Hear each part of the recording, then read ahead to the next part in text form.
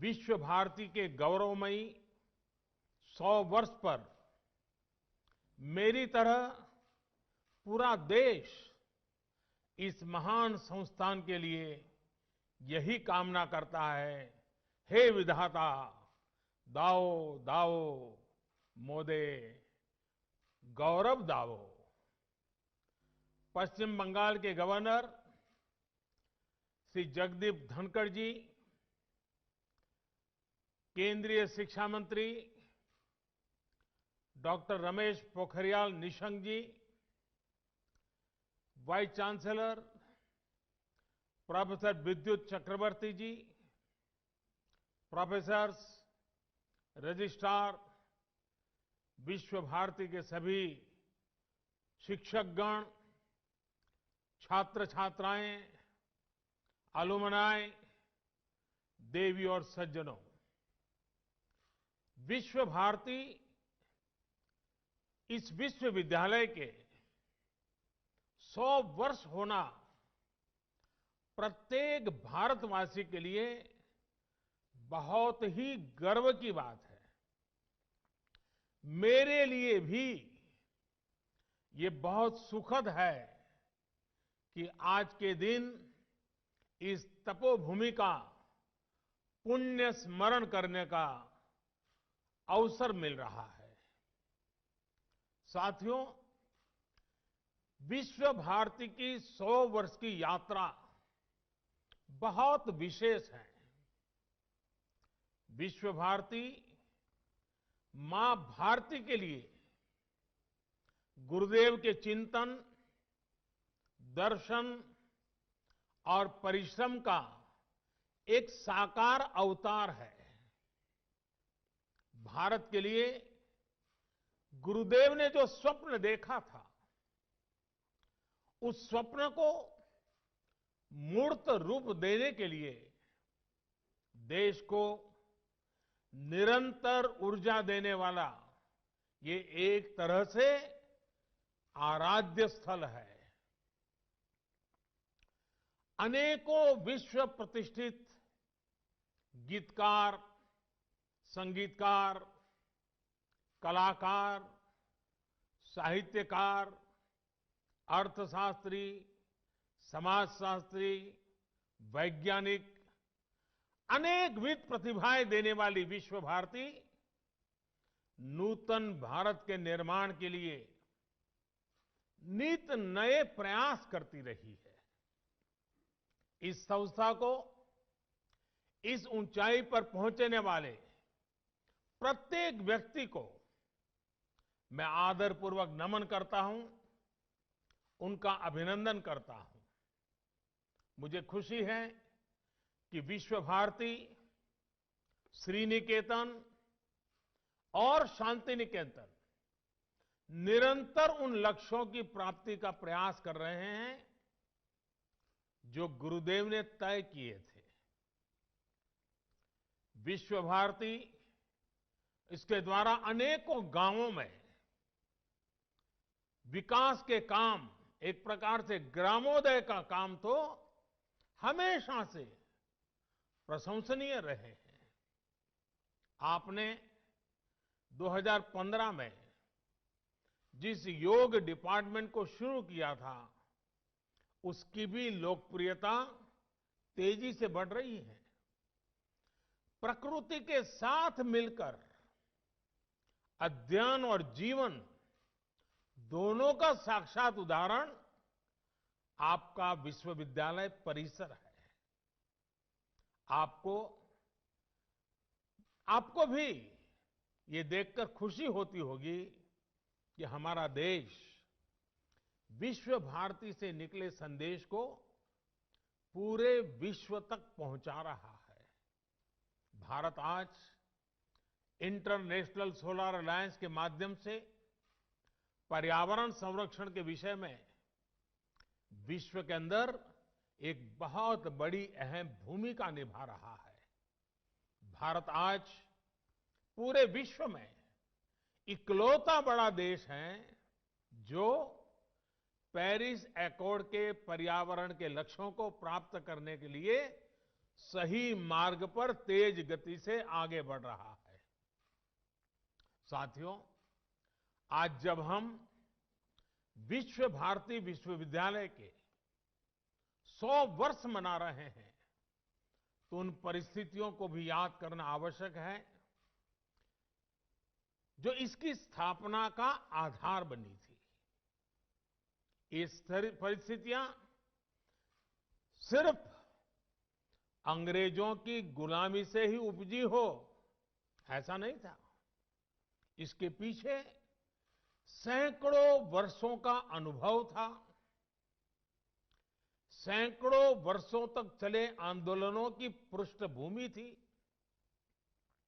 आज आप विद्वज्जनों के बीच मैं इसकी एक विशेष चर्चा इसलिए कर रहा हूं कि इन बातों पर बहुत कम बात हुई है, बहुत कम ध्यान दिया गया है।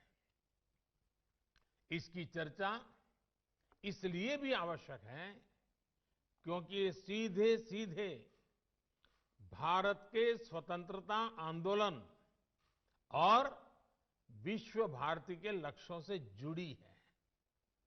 साथियों, जब हम स्वतंत्रता संग्राम की बात करते हैं तो हमारे मन में सीधे 19वीं और 20वीं सदी का विचार आता है। लेकिन यह भी एक तथ्य है कि इन आंदोलनों की नींव बहुत पहले रखी गई थी। भारत की आजादी के आंदोलन को सदियों पहले से चले आ रहे अनेक आंदोलनों से ऊर्जा मिली थी। भारत की आध्यात्मिक और सांस्कृतिक एकता को भक्ति आंदोलन ने मजबूत करने का काम किया था।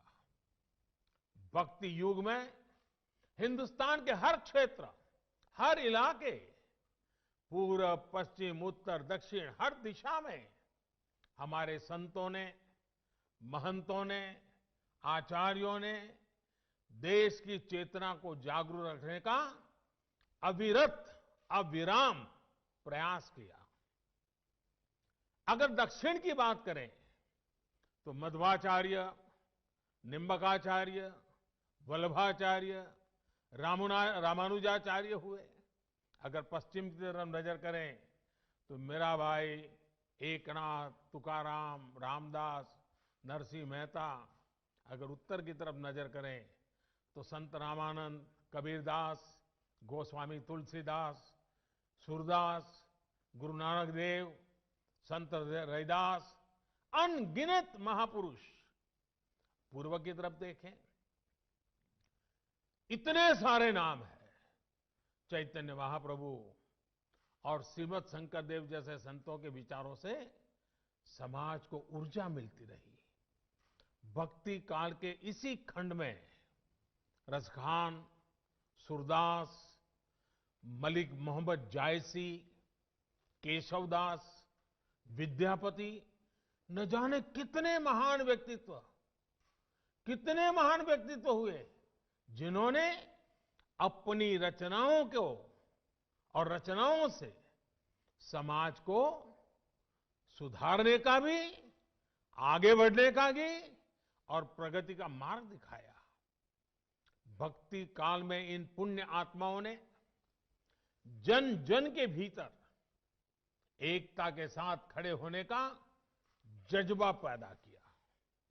इसके कारण ये आंदोलन हर क्षेत्रीय सीमा से बाहर निकलकर भारत के कोने कोने में पहुंचा। हर पंथ, हर वर्ग, हर जाति के लोग भक्ति के अधिष्ठान पर स्वाभिमान और सांस्कृतिक धरोहर के लिए खड़े हो गए। भक्ति आंदोलन का वो डोर और भक्ति आंदोलन वो डोर थी जिसने सदियों से संघर्षरत भारत को सामूहिक चेतना और आत्मविश्वास से भर दिया। साथियों, भक्ति का ये विषय तब तक आगे नहीं बढ़ सकता जब तक महान काली भक्त श्री रामकृष्ण परमहंस जी की चर्चा न हो। वो महान संत जिनके कारण भारत को स्वामी विवेकानंद मिले। स्वामी विवेकानंद भक्ति, ज्ञान और कर्म तीनों को अपने में समाये हुए थे। उन्होंने भक्ति का दायरा बढ़ाते हुए हर व्यक्ति में दिव्यता को देखना शुरू किया। उन्होंने व्यक्ति और संस्थान के निर्माण पर बल देते हुए कर्म को भी अभिव्यक्ति दी, प्रेरणा दी। साथियों, भक्ति आंदोलन के सैकड़ों वर्षों के कालखंड के साथ साथ देश में कर्म आंदोलन भी चला। सदियों से भारत के लोग गुलामी और साम्राज्यवाद से लड़ रहे थे। चाहे वो छत्रपति शिवाजी महाराज हो, महाराणा प्रताप हो, झांसी की रानी लक्ष्मीबाई हो, कित्तूर की रानी चेन्नम्मा हो, या फिर भगवान बिरसा मुंडा का सशस्त्र संग्राम हो। अन्याय और शोषण के विरुद्ध सामान्य नागरिकों के तप, त्याग और तर्पण की कर्म कठोर साधना अपने चरम पर थी। ये भविष्य में हमारे स्वतंत्रता संग्राम की बहुत बड़ी प्रेरणा बनी। साथियों, जब भक्ति और कर्म की धाराएं पूर्वहार थी, तो उसके साथ साथ ज्ञान की सरिता का ये नूतन त्रिवेणी संगम आजादी के आंदोलन की चेतना बन गया था। आजादी की ललक में भाव भक्ति की प्रेरणा भरपूर थी। समय की मांग थी कि ज्ञान के अधिष्ठान पर आजादी की जंग जीतने के लिए वैचारिक आंदोलन भी खड़ा किया जाए और साथ ही उज्जवल भावी भारत के निर्माण के लिए नई पीढ़ी को तैयार भी किया जाए। और हम में बहुत बड़ी और इसमें बहुत बड़ी भूमिका निभाई उस समय स्थापित हुई कई प्रतिष्ठित शिक्षण संस्थानों ने, विश्वविद्यालयों ने। विश्व भारती यूनिवर्सिटी हो, बनारस हिंदू विश्वविद्यालय हो, अलीगढ़ मुस्लिम यूनिवर्सिटी हो, नेशनल कॉलेज हो जो आजकल लाहौर में है, मैसूर यूनिवर्सिटी हो, त्रिची नेशनल कॉलेज हो, महात्मा गांधी काशी विद्यापीठ हो, गुजरात विद्यापीठ हो, विलिंगडन कॉलेज हो, जामिया मिलिया इस्माइलिया हो, लखनऊ यूनिवर्सिटी हो, पटना यूनिवर्सिटी हो, दिल्ली विश्वविद्यालय हो, आंध्र यूनिवर्सिटी हो, अन्ना मलाई यूनिवर्सिटी हो, ऐसे अनेक संस्थान उसी एक कालखंड में देश में स्थापित हुए। इन यूनिवर्सिटीज में भारत की एक बिल्कुल नई विद्वत्ता का विकास हुआ। इन शिक्षण संस्थाओं ने भारत की आजादी के लिए चल रहे वैचारिक आंदोलन को नई ऊर्जा दी, नई दिशा दी, नई ऊंचाई दी। भक्ति आंदोलन से हम एकजुट हुए, ज्ञान आंदोलन ने बौद्धिक मजबूती दी और कर्म आंदोलन ने हमें अपने हक के लिए लड़ाई का हौसला और साहस दिया। सैकड़ों वर्षों के कालखंड में चले ये आंदोलन त्याग, तपस्या और तर्पण की अनूठी मिसाल बन गए थे। इन आंदोलनों से प्रभावित होकर हजारों लोग आजादी की लड़ाई के बलिदान देने के लिए, उस आजादी में बलिदान देने के लिए एक के बाद एक आगे आते रहे। साथियों, ज्ञान के इस आंदोलन को गुरुदेव द्वारा स्थापित विश्व भारती विश्वविद्यालय ने नई ऊर्जा दी थी। गुरुदेव ने जिस तरह भारत की संस्कृति से जोड़ते हुए, अपनी परंपराओं से जोड़ते हुए विश्व भारती को जो स्वरूप दिया, उसने राष्ट्रवाद की एक मजबूत पहचान देश के सामने रखी। साथ साथ उन्होंने विश्व बंधुत्व पर भी उतना ही जोर दिया। साथियों, वेद से विवेकानंद तक भारत के चिंतन की धारा गुरुदेव के राष्ट्रवाद के चिंतन में भी मुखर थी। और ये धारा अंतर्मुखी नहीं थी। वो भारत को विश्व के अन्य देशों से अलग रखने वाली नहीं थी। उनका विजन था कि जो भारत में सर्वश्रेष्ठ है, उससे विश्व को भी लाभ हो, और दुनिया में अच्छा है, भारत उससे भी सीखे। आपके विश्वविद्यालय का नाम ही देखिए, विश्व भारती। मां भारती और विश्व के साथ समन्वय। गुरुदेव सर्वसमावेशी और सर्वस्पर्शी सह अस्तित्व और सहयोग के माध्यम से मानव कल्याण के बृहद लक्ष्य को लेकर चल रहे थे। विश्व भारती के लिए गुरुदेव का यही विजन आत्मनिर्भर भारत का भी सार है। आत्मनिर्भर भारत अभियान भी विश्व कल्याण के लिए भारत के कल्याण का मार्ग है। ये अभियान भारत को सशक्त करने का अभियान है। भारत की समृद्धि से विश्व में समृद्धि लाने का अभियान है। इतिहास गवाह है कि एक सशक्त और आत्मनिर्भर भारत ने हमेशा पूरे विश्व समुदाय का भला किया है। हमारा विकास एकांकी नहीं, बल्कि वैश्विक, समग्र, और इतना ही नहीं, हमारे रगों में जो भरा हुआ है सर्वे भवन्तु सुखिनः का है। भारती और विश्व का ये संबंध आपसे बेहतर कौन जानता है। गुरुदेव ने हमें स्वदेशी समाज का संकल्प दिया था।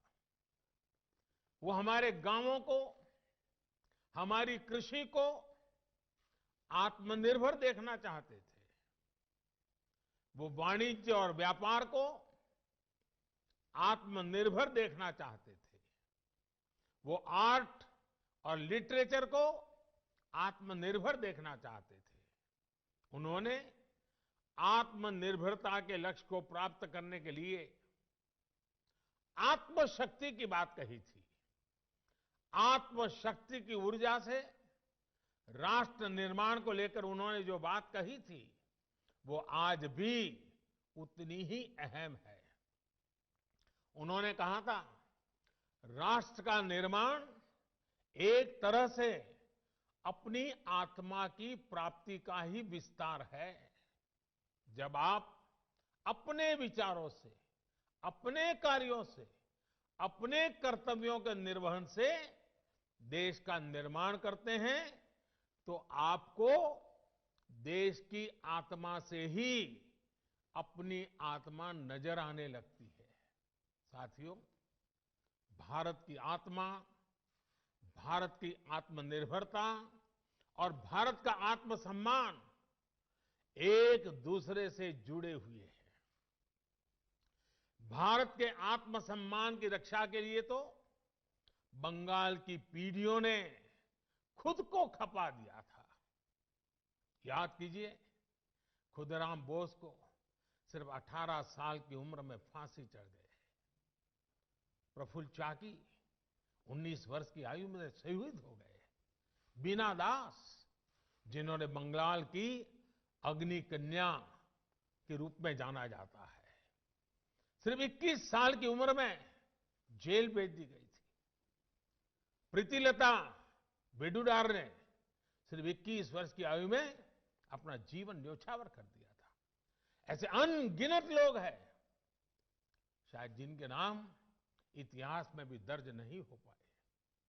इन सभी ने देश के आत्मसम्मान के लिए हंसते हंसते मृत्यु को गले लगा दिया। आज इन्हीं से प्रेरणा लेकर हमें आत्मनिर्भर भारत के लिए जीना है, इस संकल्प को पूरा करना है। साथियों, भारत को मजबूत और आत्मनिर्भर बनाने में आपका हर योगदान पूरे विश्व को एक बेहतर स्थान बनाएगा। वर्ष 2022 में देश की स्वतंत्रता के 75 वर्ष पूरे होने जा रहे हैं। विश्व भारती की स्थापना के 27 वर्ष बाद भारत आजाद हो गया था। अब से 27 वर्ष बाद भारत अपनी आजादी के 100 वर्ष का पर्व मनाएगा। हमें नए लक्ष्य गढ़ने होंगे, नई ऊर्जा जुटानी होगी, नए तरीके से अपनी यात्रा शुरू करनी होगी। और इस यात्रा में हमारा मार्गदर्शन कोई और नहीं बल्कि गुरुदेव की ही बातें करेंगी, उनके विचार करेंगे। और जब प्रेरणा होती है, संकल्प होता है, तो लक्ष्य भी अपने आप मिल जाते हैं। विश्व भारती की ही बात करूं तो इस वर्ष यहां ऐतिहासिक पोष मेलों का आयोजन नहीं हो सका है। 100 वर्ष की यात्रा में तीसरी बार ऐसा हुआ है। इस महामारी ने हमें इसी मूल्य को समझाया है, वोकल फॉर लोकल। पोष मेले के साथ तो ये मंत्र हमेशा से ही जुड़ा रहा है। महामारी की वजह से इस मेले में जो कलाकार आते थे, जो हैंडीक्राफ्ट वाले साथी आते थे, वो नहीं आ पाए। जब हम आत्मसम्मान की बात कर रहे हैं, आत्मनिर्भरता की बात कर रहे हैं, तो सबसे पहले मेरा एक आग्रह पर आप सब मेरी मदद कीजिए, मेरा काम कीजिए। विश्व भारती के छात्र छात्राएं पोष मेले में आने वाले आर्टिस्टों से संपर्क करें, उनके उत्पादकों बारे में जानकारी इकट्ठा करें और इन गरीब कलाकारों की कलाकृतियां ऑनलाइन कैसे बिक सकती है, सोशल मीडिया की इसमें क्या मदद की जा सकती है, इसे देखें, इस पर काम करें।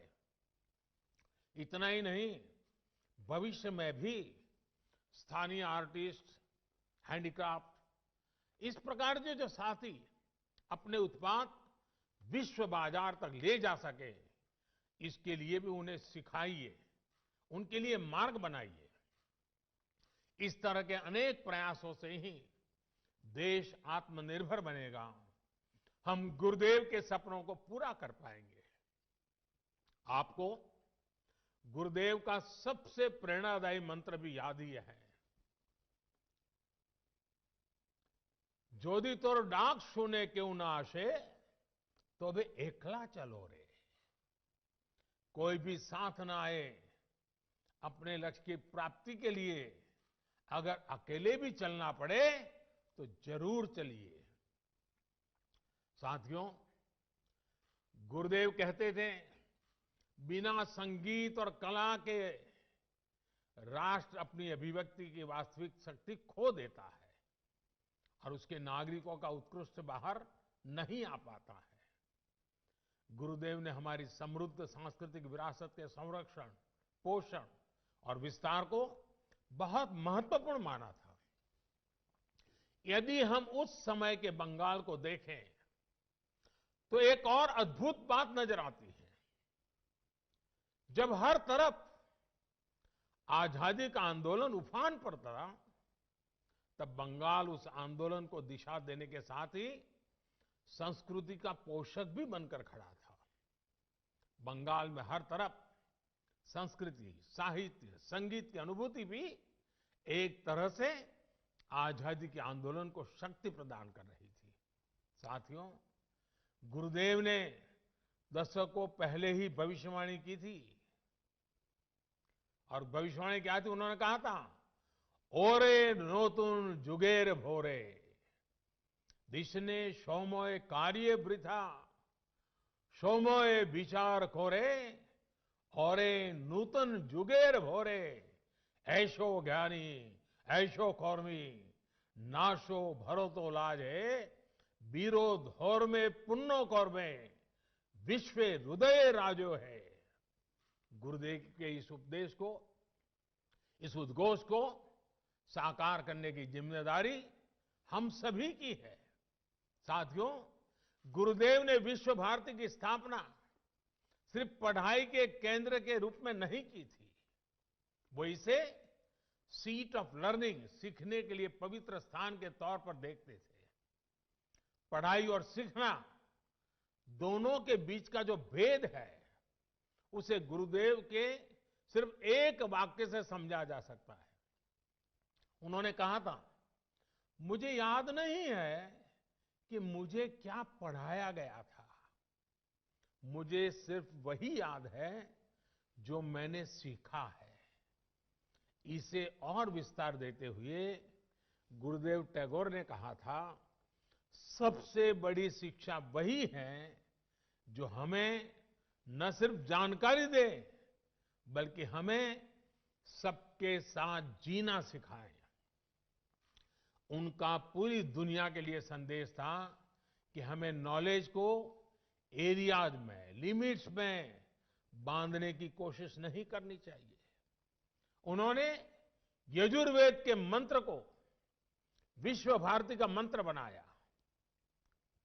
यत्र विश्वम भवत्येक नीडम, जहां पूरा विश्व एक नीड बन जाए, घोंसला बन जाए, वो स्थान जहां नित नए अनुसंधान हो, वो स्थान जहां सब साथ मिलकर आगे बढ़े। और जैसे अभी हमारे शिक्षा मंत्री विस्तार से कह रहे थे, गुरुदेव कहते थे, चित्तो जेथा भय शून्यो, चित्तो जेथा भय शून्यो उच्चो जेथा शीर ज्ञान जेथा मुक्तो। यानी हम एक ऐसी व्यवस्था खड़ी करें जहां हमारे मन में कोई डर ना हो, हमारा सर ऊंचा हो और ज्ञान बंधनों से मुक्त हो। आज देश राष्ट्रीय शिक्षा नीति के माध्यम से इस उद्देश्य को पूरा करने का भी प्रयास कर रहा है। इस शिक्षा नीति को लागू करने में विश्व भारती की बड़ी भूमिका है। आपके पास 100 वर्ष का अनुभव है, विद्वत्ता है, दिशा है, दर्शन है और गुरुदेव का आशीर्वाद तो है ही है।